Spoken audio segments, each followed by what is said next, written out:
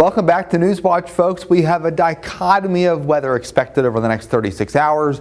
First of all, we are dealing with high winds tonight. Right now along Route 19 and above 1,500 feet, we are dealing with gusts 40 to 45 miles an hour. You get east of Sandstone Mountain and in the Greenbrier Valley, and the winds are a bit lighter. Humidity is still low, so there's an elevated brush fire risk through the overnight period. We are in the mid-40s across the region. That's the way it's going to stay, with the winds out of the southeast gusting 40 to 45 miles an hour overnight. We do have plenty of rain to the west. It's going to take a while to get here though, folks, tomorrow afternoon, and much of it's going to break up to our north and south before it gets here.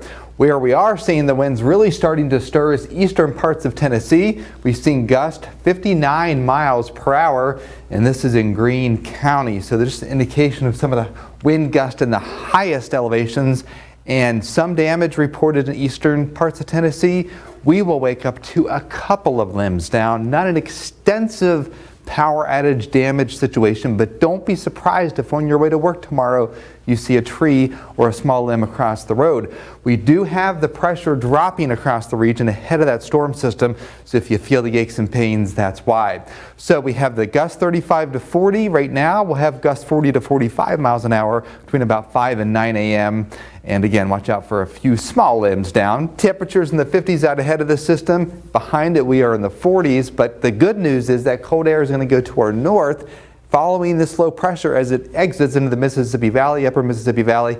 This plume of moisture associated with the storm, a lot of moisture, but again, it's going to be divided north and south of us, but at least we will benefit from some of that rain. So here's the futurecast. I point this out because it's really doing a good job of what's happening now and what's going to happen 6 a.m. when you wake up in the morning with gusts 35 to 40 miles an hour.